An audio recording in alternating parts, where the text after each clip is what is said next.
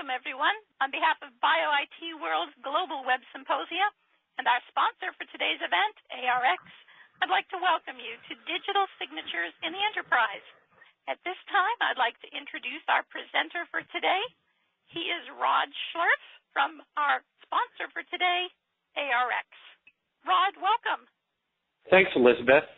And good afternoon, good morning, and maybe even good night to some of the participants today. A little bit about myself. I am the Life Science Practice Manager for Airex. I've been working with Airex for the past 9 years, specifically around issues and product requests for digital signature uses within the FDA-regulated markets. So I do work for a digital signature vendor. My goal today is not to talk about my product, instead to be agnostic and talk about the use of digital signatures, some of the best practices and strategies being used to deploy digital signatures in the FDA-regulated industries as a whole. That said, a little bit about my company and where I come from. Airex is the world's largest supplier of standard digital signatures, which we'll talk about in a second. In fact, our cosign product is being used today by more organizations than all alternative solutions combined. We tend to focus on highly regulated industries, including the FDA-regulated space as well as government. And our claim to fame is we have about 85 to 90% of all digital signature deployments in the life sciences space are using our cosign product. This includes, as you would guess, most of the major players, most of the top 10 pharmas, med device, CROs, government applications, including health and human services. But we also serve smaller startup development stage companies as well, so very small to very large. The agenda today, I'm going to talk about why digital signatures, as opposed to other forms of electronic signatures, should and when they're to be used within life science applications, GXP-regulated applications. Talk about the relevance of digital signatures in this market, some of the more common applications, and the heart of the discussion today is going to kind of talk about the feedback we've gotten from the marketplace on what are the components that constitute a proper digital signature solution. So how to choose technology that fits your needs and what are the considerations in deploying this technology. I've updated a previous presentation that I used to call Clearing the Fog, because there is a lot of fog. There's a lot of information out there. There's a lot of assumptions and misunderstandings that people have about what a digital signature is. This comes from the vendors. This comes from application solution providers. This comes from news we get from regulatory authorities, from government, various forums, etc. There's a lot of reference to digital signatures, and I want to try to clear that up a little bit today. I mentioned I'm going to be agnostic in the discussions today, and I certainly will be. But I wanted to kind of take a snapshot of where this marketplace is today. And I apologize, this slide may be a little small, but this is a Magic Quadrant looking at the electronic signature vendors. This is performed by the consultant Forrester Research and was released just last quarter, or I guess now 2 quarters ago. From my perspective, the major players are the vendors on the upper right-hand side, which include Adobe, my company, Airex, Solanus, based up in Canada, and DocuSign, based out in California. These are leaders in different aspects of the electronic signature marketplace. And not all these vendors provide digital signatures. In fact, some of these vendors have multiple offerings which may or may not include digital signatures. As an example, the company I work for, Airex, we have a product cosign that is a 100% compliant digital signature product, and that's all it does. It's a signature engine that fits into other machines, if you will, from other enterprise business applications, workflows, form solutions. Whereas a company like DocuSign is a kind of cradle-to-grave solution for electronic transaction management. And DocuSign actually recently announced that they've replaced their electronic signature engine, if you will, with our cosign product. So DocuSign is actually a partner of Airex. They grew up in the consumer space, but we're starting to see them a little bit more in the life sciences space, particularly where we're talking about contracts and agreements that need to be signed, not just by employees, but by outside parties. Solanus is one of the original electronic signature vendors. Rarely do we see them in the life sciences space, I'm actually not aware of any deployments they have within FDA-regulated companies, but I could be wrong. I tend to focus on the financial insurance industries. Then finally, Adobe. Adobe has a two-headed approach to electronic signatures. Traditionally, they've supported digital signatures, and if someone's looking for a signing solution, they'll point you to a list of digital signature vendors that you can go to and acquire the technology and use with their applications. Most recently, about 2 years ago, Adobe acquired a company called EchoSign. EchoSign is one of these newer cloud-based electronic signature vendors, really more of an e-forms vendor with a proprietary, rather low-level electronic signature solution. And again, we see them sometimes in the life sciences space, primarily in contracts and agreements. So that's the market. You don't see some vendors or some things commonly associated with digital signatures on this radar screen. One is like a standards body like, say, Biopharma, still a relatively minor player.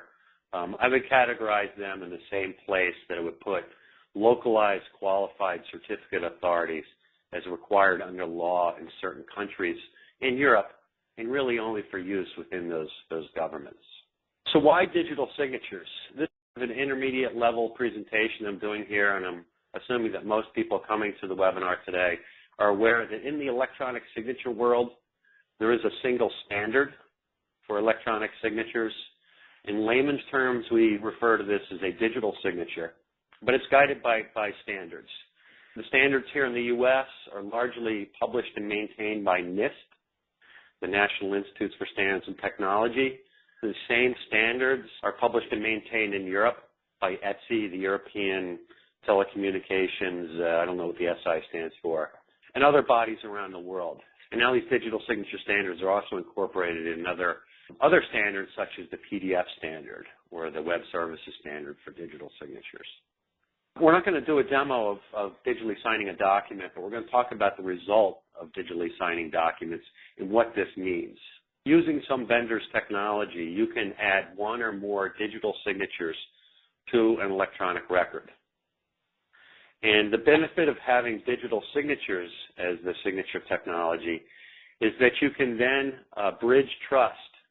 In other words, the ability to verify the identity of the signer, the intent of the signer, and prove that the contents of that document have not been altered, not just with colleagues within a single enterprise within your organization, but you can send signed documents to outside parties, whether they be business partners, vendors and suppliers you're working with, regulatory authorities, courts of law, auditors, etc.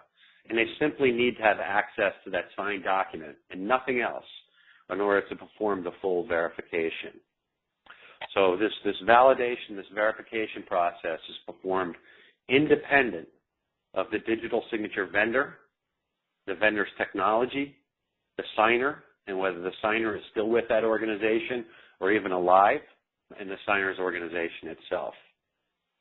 So what you're doing with digital signatures is you're creating these self-contained, signatures are self-contained within the document, portable, you can route these documents to anyone in the world and they can verify the signatures, and sustainable over time. So a digitally signed electronic record can be opened up 100 years from now and still fully verified. How is this trust established? So this is kind of a core concept of digital signatures, and I'm not going to get into explaining the details of digital signatures, but this is a common question, kind of the black magic behind digital signatures. So relying parties that you're sending documents to, can accept trust of all the signatures and signers within your organization by going through a one-time trust of your organization's what's known as a public root certificate, your public identity. And there's different trust models that are available today to perform this task. The most common approach is for this one-time trust ceremony.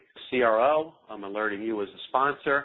We're going to start sending you digitally signed trip reports. And so the sponsor simply downloads and distributes my company's public identity, public root certificate, and then from that point forward, all signed documents will automatically be verified and trusted. This is the most common approach today. There are other concepts put forth mostly by Microsoft and Adobe where the trust, the public root certificates, of these organizations are published in the certificate store of Microsoft applications, or in the case of Adobe, like Acrobat or Reader. The problem is they're not universal. The Microsoft Trust model doesn't automatically trust PDFs. The Adobe Trust model doesn't automatically trust signatures and Office documents. So it's an interesting concept, but it's not universal and it's less common. There's other trust models, largely membership-based trust models. An example would be what Safe Biopharm was talking about a decade ago, before some of these issues were addressed by the marketplace. But join this organization, become a member, and then all of us will exchange our public root certificates, or somebody will sign all these public root certificates so we can trust them. So it's a membership-based trust community. Where this is most common, actually, is in certain countries in Europe. Italy, I can think of being one, where all the government entities acquire digital certificates for signing from government-approved certificate authorities, and there's already a membership-based trust established throughout all of Italy. So where are digital signatures being used in life sciences? There's three buckets, if you will, that are relevant to this discussion around digital signatures. Today we're going to focus on the use within an enterprise, so within an organization. So someone who wants to have employees or contractors use a consistent approach to signing documents throughout a group, department, division, throughout the entire enterprise. That's what we're going to focus on today. Just to let you know, digital signatures are also very common within cloud applications. So if I'm a CRO, if I'm a sponsor, and I want to prop up a private cloud to have my customers place orders, or my suppliers access documents, or maybe have the investigator sites that I'm working with on my studies sign off on documents, it's very common today. And we're starting to see a growth of vendors enter that space. So these public cloud SaaS vendors that for a fee, you can invite all your different collaborators to this web portal and digitally sign documents. Third thing around digital signatures is the discussion of what software applications support digital signatures. And I'm going to weave this into the selection process, and we'll definitely talk about this during the discussion today. Why are digital signatures relevant for enterprises and governments? Well, today in the life sciences space, digitals are being used within just about every business application that you can think of within life science organizations, including the core GxP-regulated, Part 11 compliant, validated operations within research and discovery, clinical operations, manufacturing, sales, marketing throughout the enterprise. If you read the FDA's 21 CFR Part 11, they actually talk about the required use of digital signatures. And in paragraph 11.30, when they talk about controls for open systems. And, you know, the definition of an open system, I guess, is somewhat open to interpretation. I would define it as any system where you're signing documents within one organization, sending those documents outside to some other person or some other organization or to a regulatory authority where they need to trust and verify these signed documents. So that's an application where absolutely digital signatures would be mandatory.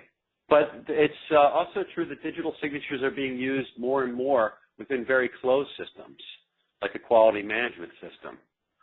So, you know, 5-10 years ago, if you deployed a Documentum or some other LiveLink or some other quality management system, they may offer some proprietary electronic signature to sign off on SOPs or project docs. The problem with using proprietary technology for this is it kind of locks you into that vendor, and then you have to maintain it as a legacy system. Whereas if those documents are signed using digital signature technology, it gives you a lot more agility and flexibility to migrate to newer and better quality management systems or other business applications in the future. As I mentioned, really there's no application throughout life science enterprises where digital signatures are not being used today. Quality management systems, clinical applications, legal departments, procurement, invoicing, purchase orders, HR documents, executive memos, across the board are all applications using digital signatures today. I mentioned clouds, and I just wanted to quickly talk about some of the more common applications where clouds are being used. So if you're looking at propping up maybe a patient reimbursement portal, maybe you have a product where you allow patients being prescribed your drug or your medical device the opportunity to seek assistance, financial assistance. Very common application for digital signatures. Investigator portals or electronic trial master files. So whether you're a CRO or a sponsor or a SaaS vendor that wants to prop up the cloud to allow the site personnel to sign off on regulatory packet documents and IRB approvals and lab results, very common application for digital signatures today. The software vendors. So most of the leading desktop and enterprise business system vendors today support digital signatures. This includes Adobe with Adobe Acrobat and Reader, although you may know now that the ISO standard for PDF viewers includes the digital signature definition in the standard as well. Microsoft with Office documents, Word, Excel, InfoPath, PowerPoint, email. XML documents, HIP images, engineering drawings for medical device companies or process engineers, web applications where it's InfoPath forms, XML, any type of web form can support digital signatures. And then most of the major document management and content management vendors today also support digital signatures. Some vendors like NextDocs, they include digital signature technology in every system they sell. Most of the other applications, however, support digital signatures if you choose to add signature automation as part of your deployment of their technology. This includes Microsoft, SharePoint, and common workflow add-ons such as Mintex and K2, OpenText with LiveLink, Oracle with Web Center Content, Adobe Lifecycle, and many other vendors. The heart of the discussion today is the components of a proper digital signature. And in digital signature world, we often talk about the 3 I's of digital signatures, which is the ability to guarantee that you can prove the identity of the signer, the intent of the signer, and the integrity of the data. Well, I'm playing on these 3 I's, and I've come up with a set of 3 C's, which are the 3 things to consider, main categories to consider when selecting and deploying a proper digital signature solution. Compliance considerations, choice, how much choice do I have and flexibility, and control. How seamlessly does the digital signature technology fit into the way I run my business today? So we'll start with compliance. And obviously, to be standard digital signature technology, you'd have to adhere to these global standards. Here in the U.S., the standards are published and maintained by NIST, but there's other standards bodies around the world. These include ETSI, largely in Europe, IETF, and then standards around the use of digital signatures in particular forms and applications, like ISO, OASIS with the Web Services Standard, WC3, and using digital signatures for XML. So that's the first set of questions you want to ask a vendor. Are you truly using digital signatures, or are your marketing people just calling an electronic signature a digital signature? Just as important is compliance, obviously, with HIPAA and FDA requirements. As I mentioned before, paragraph 11.30 specifically calls for the use of digital signatures and the controls for open standards, open systems. There is also consideration of HIPAA here, and that one thing that happens with a digital signature as opposed to electronically signing a file is that the entire digital signature process is an encrypted communication between the document and the digital signature technology. So there's no exposure of private, confidential patient information as you're signing a document, unlike an electronic signature solution where this has to be a consideration to be HIPAA compliant. There's a lot of talk in the news over the past 5 years about electronic submissions to the FDA or to European authorities. Both the FDA and the EMA and specific countries in Europe accept the use of digital signatures. However, if we're talking about sending cover letters or particular documents across the electronic submissions gateway that the FDA has as an example, you read there under the electronic submissions gateway, and it talks about the use of digital signatures. Honestly, I think this is a poor use of the word digital signature. The FDA is really describing the use of a digital certificate to authenticate the process of sending a document across the gateway. So they're just asking you to generate your own identity that they'll then trust. And every time you submit a document across the gateway, they can authenticate you. So I don't like the term digital signature used with both the Electronic Submissions Gateway and European gateways, but so be it. They're fully accepted. I talked about this before, and compliance with Part 11, most people refer to digital signatures as really the third wave or third approach to achieving Part 11 compliance. The first wave, go back to April of 97 or even before, is companies looked at their computer systems and tried to remediate those computer systems based on what they perceived the requirements to be from the FDA under release of Part 11. But immediately after that, companies like Documentum came to the forefront and said, we have a solution for you. We're going to deliver to you a battleship class electronic document repository with the ability for us to prompt you to enter a username and password and a reason code that we'll store in a database detached from those documents to be Part 11 compliant. So cool. I'm now Part 11 compliant with these technologies. The problem is, what I mentioned before, is the only way you can verify these signatures is if you still have that repository around and you have a license for it and you have access to it. So come around year 2000, leaders in the marketplace like J&J and Pfizer began to deploy digital signature solutions. And the benefit of digital signatures, as I discussed before, is the ability to sign documents, and everything required to validate these documents and the signatures is self-contained within those electronic records. So if I want to migrate from Documentum to LiveLink or LiveLink to SharePoint or SharePoint to whatever comes down the road tomorrow, I have a very flexible solution for doing that. Most of the companies that we do business with, just about anyone out there wants to sell their product in overseas jurisdictions, has to consider what the Europeans say about electronic signatures. Now, unlike the U.S. and our e-sign law, which allows just about anything to be legal as an electronic signature, in Europe they were much more specific in how they define acceptable electronic signatures. In fact, they define the acceptable solutions as almost having to be digital signatures. And for the most part in Europe, in government applications, they are only using digital signatures for government-to-government applications. So if you're doing business in Europe, you have to consider this when you settle on an electronic or digital signature solution for your operations. And then there's the vendors. So compliance also means I want to select a signing tool that works with the applications I'm using. And that's the case.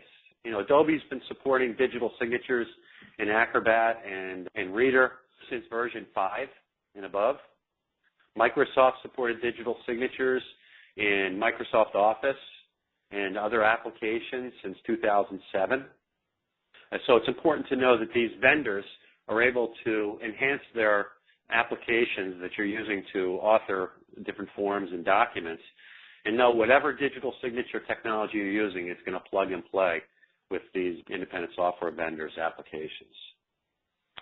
And today there's standards for a lot of these applications as well. I mentioned ISO with the ISO 32000 PDFA standard, which means that if you adhere to this standard and store your long-term archive PDFs according to the standard, they'll be human readable decades, even centuries on into the future.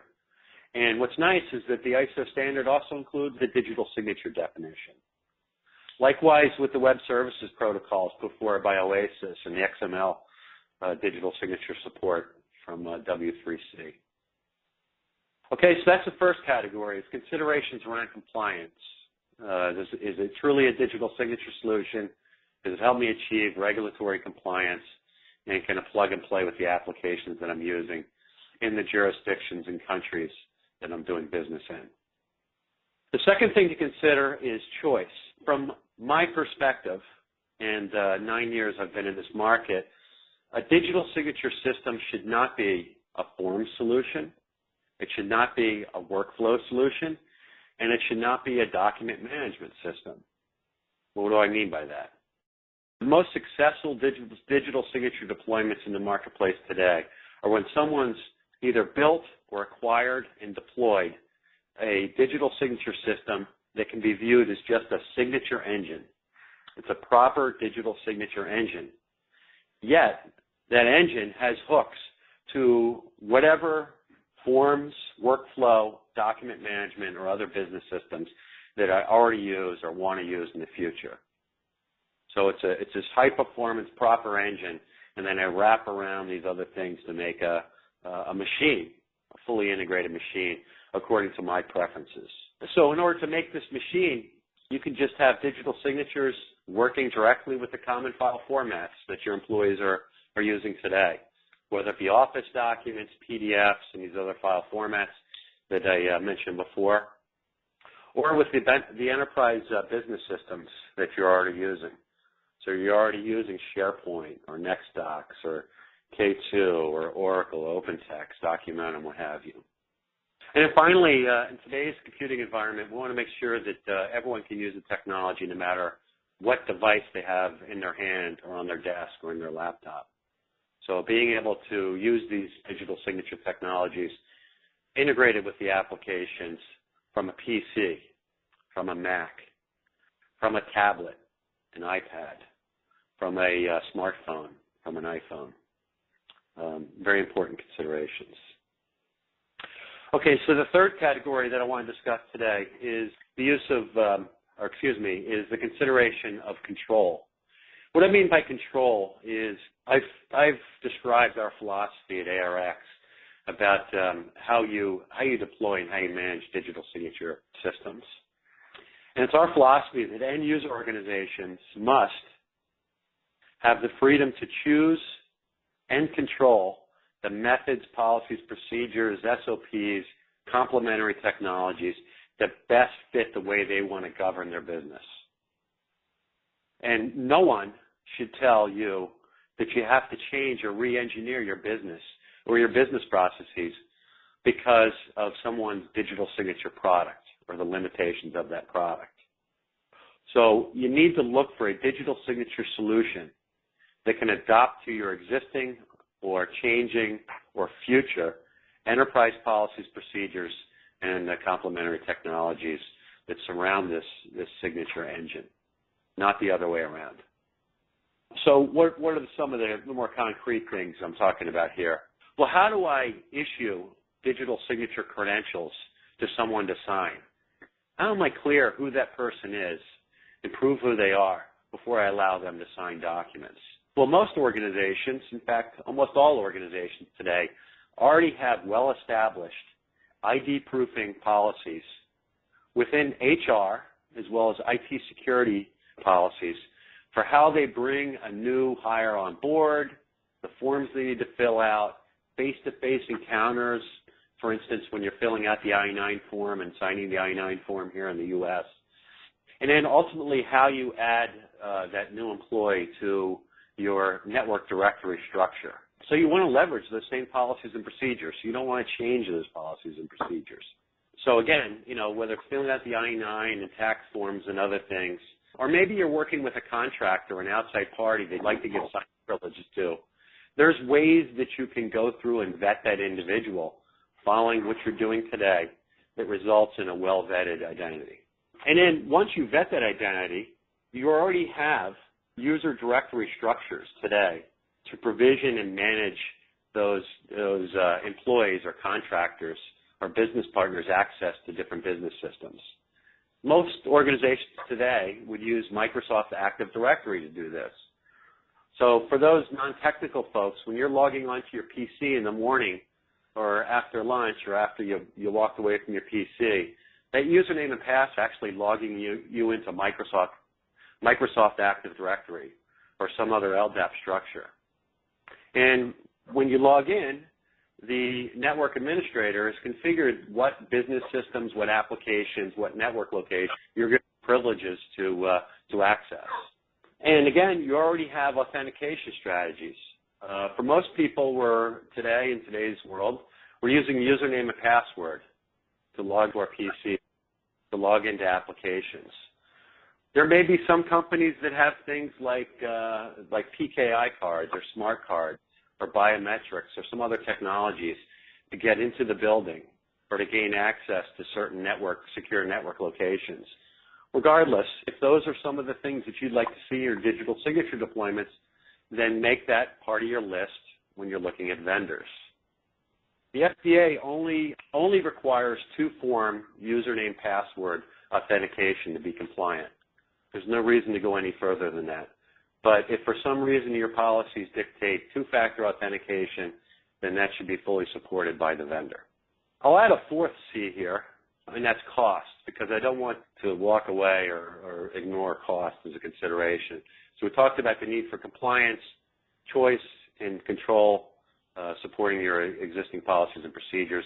Certainly cost is a consideration.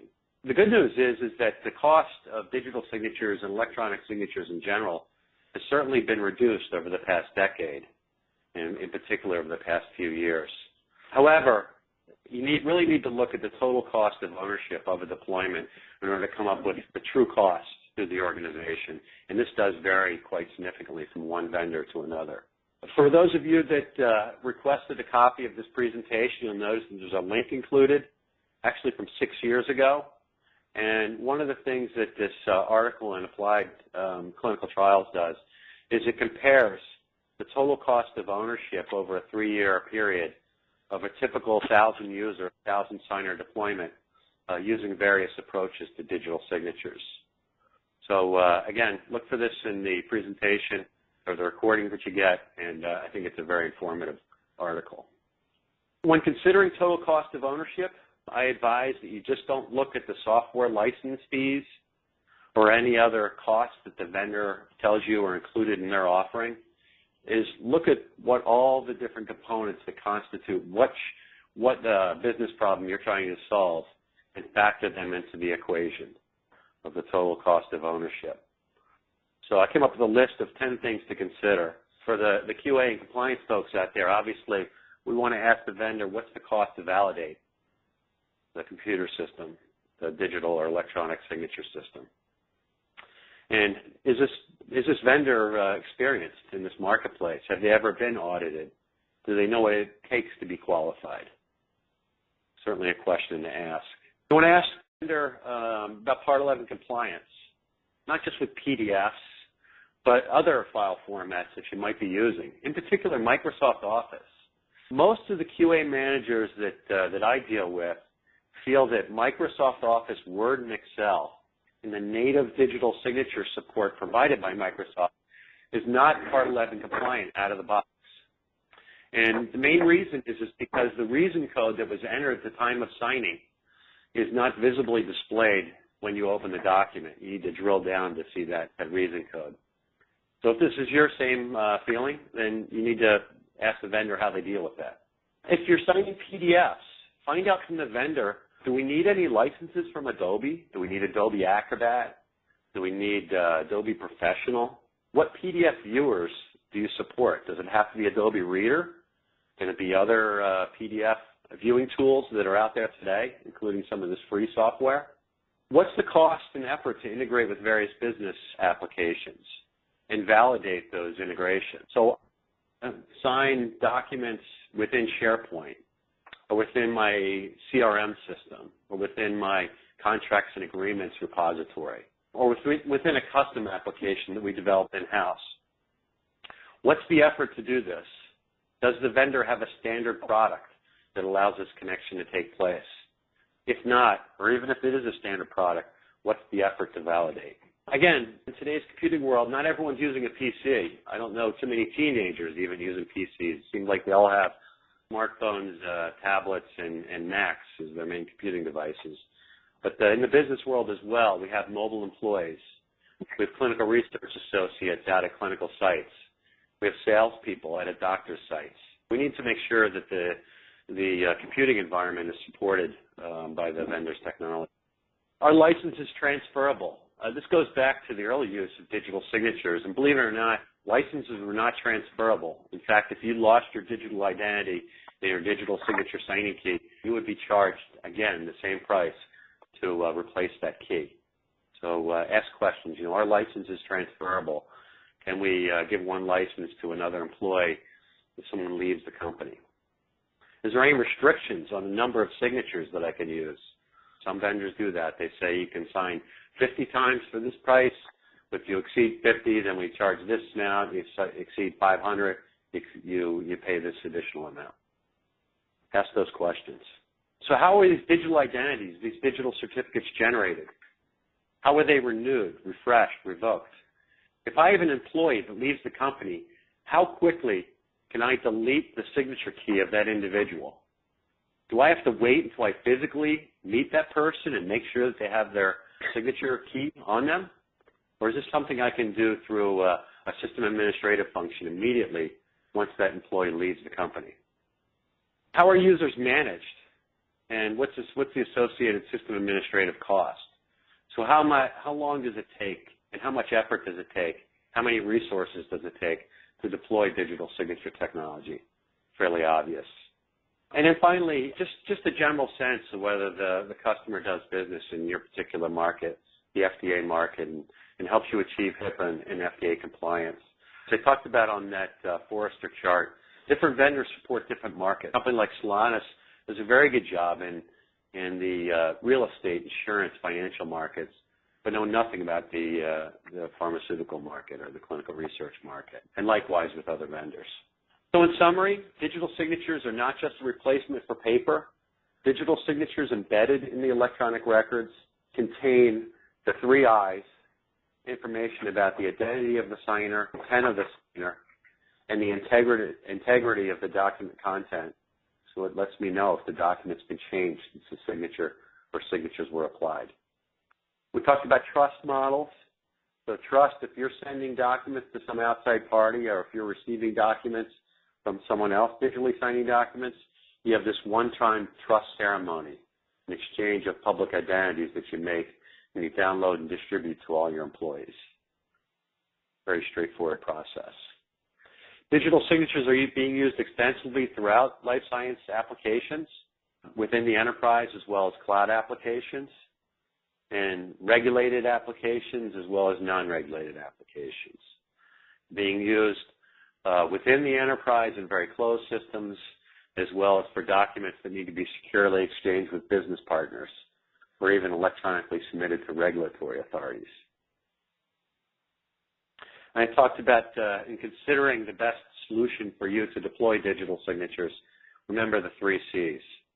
Is the vendor and the vendor's technology compliant with digital signature standards, regulatory requirements, and country-specific requirements?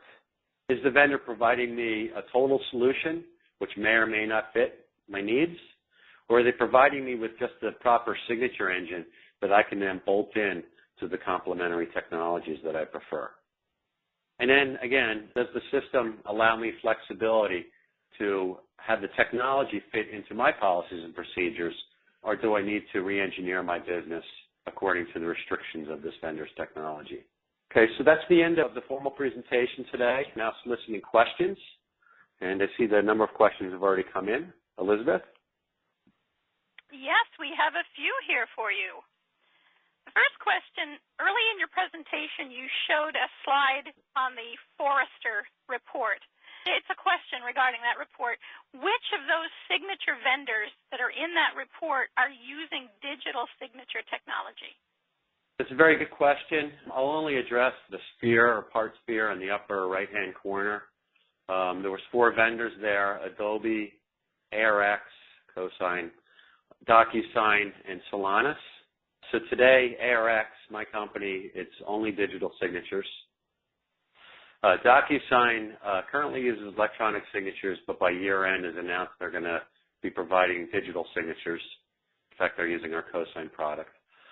Adobe has 2 approaches: applications that support digital signatures, and they point you to vendors to source those digital signatures from, but they also operate a proprietary electronic signature service called EchoSign, which is not a digital signature solution. And then Solanas. Solanas is largely an electronic signature solution, although there have been, particularly within the U.S. federal government, some departments and agencies within government that have stripped out the signature technology and just use some of the application software from Solanas to enhance the way they're using digital signatures. Second question, does the FDA or EMA list acceptable digital signature technologies for e-submissions? I think I touched on this a little bit, but yeah, underneath, for instance, the Electronic Submissions Gateway, they talk about the signatures on the documents associated with the submission can be in just about any format. In fact, it can be scanned paper documents with ink signatures on them. It can be electronically or digitally signed. When they're talking about digital signatures, they're really talking about digital signatures for authentication. I talked about EMA, same thing. Although the EMA made a formal announcement earlier this year that they fully accept digital signatures. They referenced the ETSI standard, which is the European standard. Same thing as NIST here in the U.S. It's all one digital signature standard. And of course, the FDA even references digital signatures in 21 CFR Part 11. Okay. Another question, what is SAFE, and that's all capital letters, SAFE, biopharma, and how does this relate to digital signatures? Good question. Yeah, so Safe Biopharma. Safe Biopharma was an attempt at a super standard for digital signatures that was talked about mostly about 10 years ago in the early years of digital signature deployments. And we know the folks at Safe well at my company, and there's some interesting concepts. Most of the concepts they deal with are more around what are the proper policies for proofing an identity before credentialing someone to digitally sign a document. However, the market sort of moved past that, and deploying digital signatures within an enterprise, for example, you already have your existing policies and procedures, Active Directory, LDAP. You don't want some outside party dictating what you need to do. But there are some organizations out there that prefer, maybe for cloud applications, is to follow some standard or to get some guidance from somebody about what's the process we're going to use to vet people's identity before we let them sign. This is a space that there is some interest in SAFE, but we just don't see SAFE that much, honestly.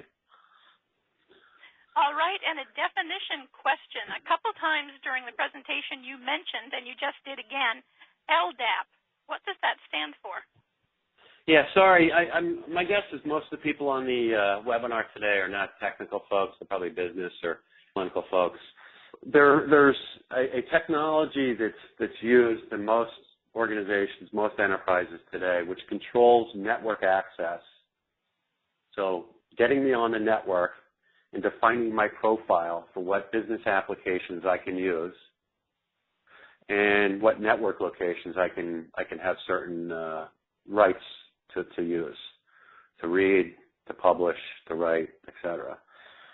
Most organizations today are using Microsoft Active Directory for this, but there's a whole category of similar, what's called user directory structures, that's generally labeled LDAP.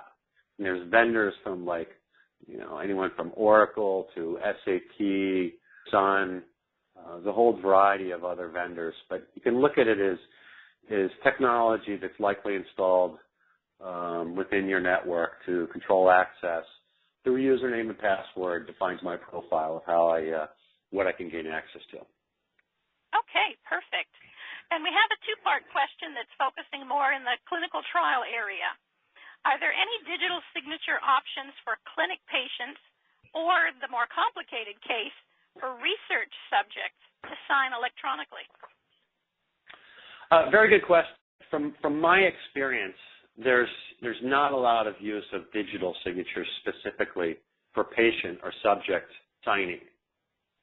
Instead, what's typically done is what I would refer to as a point of sale or a point of service application, meaning that there's two people sitting next to each other. One person is a known entity. It's a clinical coordinator, or it's a physician, or it's an admitting nurse or someone like that. So, and then the other person is a person that needs to sign a document one time, a subject or a patient. Okay? So the way the technology works here is you first prompt the patient to scribble their handwritten signature, like on a tablet or on a signature pad. You're just capturing the graphical John Hancock of that individual. And this point of sale, point of service application will then immediately prompt the witness the doctor, the admitting nurse, the coordinator, whoever, to immediately apply a digital signature. And the reason for signing is a witness statement. I witnessed John Doe has fully read and understands the informed consent for this particular study. So it's really a two-people process, one doing a graphical signature, having very low value, but it's strengthened by the fact that a known entity in that healthcare setting is applying a digital signature as a witness or as a notary. She also wants to know, this is kind of a follow-on to that, what are the options with these signatures for obtaining informed consent? Would it work the same as a research subject? Yeah, same thing. So informed consent is a common form. Same thing. It's during a face-to-face encounter between, say, the coordinator for a particular site in the study and the subject needing to sign the informed consent. Graphical signature by the subject, a digital signature as a witness from the nurse. We have a question that's kind of a definition question. This attendee says, it sounds like digital signatures are superior to electronic signatures. Can you clarify further the difference between the two? So electronic signatures is the broad, community of different options you have to sign electronically. I would call that electronic signatures. And there's all kinds of different electronic signatures. A subset of that is digital signatures. In this subset, anyone providing a digital signature must adhere to this standard defined by NIST or ETSI or whoever for what constitutes a digital signature. And it is a more secure form of electronic signature than proprietary techniques. Now, am I saying that a digital signature should always be used and never use other forms of electronic signatures? Well, there's certain applications where electronic signature is acceptable.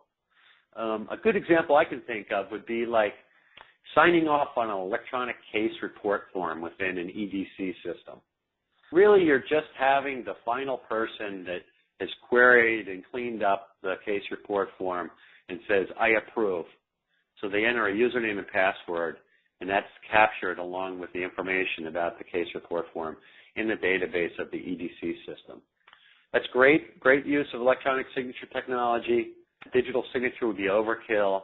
I can't think of an instance where you'd want to extract a PDF of just that single case report form and have the signatures all self-contained and view it 50 years from now. Instead, you would go back to the EDC database. I did just have another question come in. Are e-signatures acceptable for consent forms? Yes, I'm not aware of any restrictions in the use of electronic signatures for e-forms. Electronic signatures in general are acceptable in just about any type of document in the U.S. as well as Europe. And in fact, if you read the e-sign law in the U.S. and the electronic signature directive in Europe and other jurisdictions around the world, they all more or less say you can't discriminate against electronic signatures purely because they're electronic. You can discriminate against them for other reasons, much like you can discriminate against a paper document that was written in pencil and signed in pencil. Someone may question whether the document's been changed. Same thing with electronic signatures, but you can't just say it's electronic, you can't use it. There are 2 or 3 exceptions to that here in the U.S. When Congress passed e-sign back in 2000, I think there's at least 2 things I recall they said you can't use electronic signatures for. Utility turnoff notices and wills. And I think there was a third item, but it's completely not related to documentation used within the life sciences industry. Okay, and we've had one more question come in. FDA Part 11 is asking for electronic signatures, not digital signatures. Is that correct? That's right. Since digital signatures are a subset of electronic, anything you read about electronic means that digital is okay. The only place they differentiate is where they talk about controls for open systems. When they no longer use the term electronic signatures, they specifically refer to digital signatures. All right, perfect. Well, it looks like we're coming right up on the hour. That appears to be the last question. So with that, Rod, I'd like to say thank you so much for your really educational presentation today, and thank you to ARX for sponsoring. And I'd like to say a special thank you to those of you who took some time out of your day to join us. I hope you got information that will make your job and your decisions easier. So with that, I'd like to say thank you again for coming. We hope to see you at future BioIT World Global Web Symposia. Have a great day. Bye-bye.